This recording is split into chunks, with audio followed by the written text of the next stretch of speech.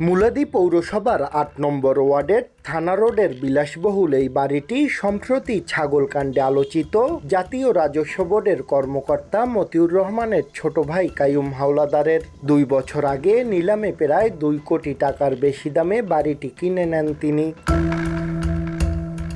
স্থানীয়রা জানান, কয়েক বছর আগে সোনালী ব্যাংক থেকে ঋণ নিয়ে সরকারি মাহমুদজান মাধ্যমিক বিদ্যালয়ের শিক্ষক শাহজাহান মাহমুদ বাদশা মিয়া পরিশোধ না করায় বাড়িটি নিলামে তোলে ব্যাংক কর্তৃপক্ষ। বাড়িটি কাইয়ুম হাওলাদার কিনলেও কেউ থাকেন না। ব্যাংকে জানছিলাম যে ১ কোটি টাকার উপরে লোন ছিল, ব্যাংক সোনালী ব্যাংক থেকে নিলাম হয়েছে, কয়েকবার এজিএমআর ছিল সোনালী ব্যাংকে। ২ বছর আগে মতিউর রহমানের ভাই কাইয়ুম হাওলাদার এটা ক্রয় করছে ১ কোটি সামথিং। কাজিরচর ইউনিয়নের বাহাদুরপুর গ্রামের সাবেক চেয়ারম্যান ও ইউনিয়ন বিএনপির সহসভাপতি আব্দুল হাকিম হাওলাদারের ৩ ছেলে ও ২ মেয়ের মধ্যে মতিউর রহমান সবার বড়। তার মেজ ভাই কাইয়ুম হাওলাদার ব্যবসা করেন। সবার ছোট নূর ইসলাম হাওলাদার বাড়ি থেকে সবকিছু দেখাশোনা করেন। নগদের কাছে সব গ্রাহকই প্রিয়, তাই তো সারা দেশে ক্যাশ আউট চার্জ সবচেয়ে কম।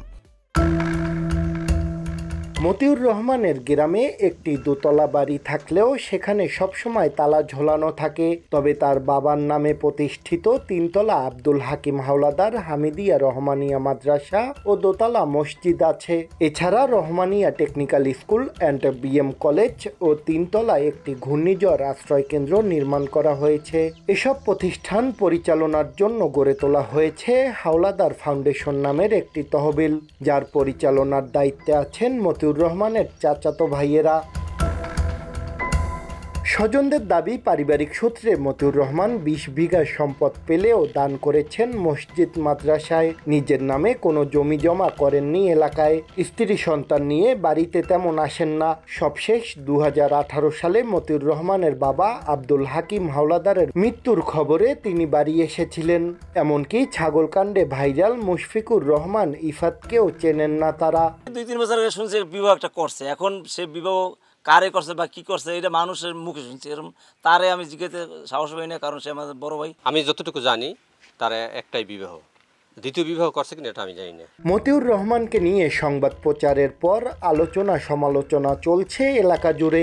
স্থানীয়রা জানান, মতিউরের যেসব অবৈধ সম্পদের খবর পত্রপত্রিকায় প্রকাশিত হয়েছে তার সঙ্গে তুলনা করলে অবশ্য তার গ্রামের বাড়িতে তেমন কিছুই করেননি তিনি। যেটুকু সম্পদ আছে তা করেছেন মতিউরের ভাইয়েরা। তবে কয়েক বছর আগে থেকে দ্বিতীয় বিয়ের গুঞ্জন উঠেছিল এলাকা জুড়ে। নগদের কাছে সব গ্রাহকই প্রিয়, তাই তো সারা দেশে ক্যাশ আউট চার্জ সবচেয়ে কম। তার বাচ্চা কাচ্চা আমরা ভালোভাবে চিনিও না, এলাকায় খুব কম আসে, সে নিজেই এলাকায় কম আসে। ঢাকা বিশ্ববিদ্যালয় থেকে ফিন্যান্সে অনার্স মাস্টার্স এবং MBA করা মতিউর রহমানের কর্মজীবন শুরু হয় পল্লী কর্ম সহায়ক ফাউন্ডেশনে। ১৯৯০ থেকে ১৯৯৩ পর্যন্ত কাজ করেন সেখানে। সবশেষ উপব্যবস্থাপক পদ থেকেই ১৯৯৩ সালের ১ এপ্রিল যোগ দেন কাস্টমস বিভাগে। শাকিল মাহমুদ, সময় সংবাদ, বরিশাল।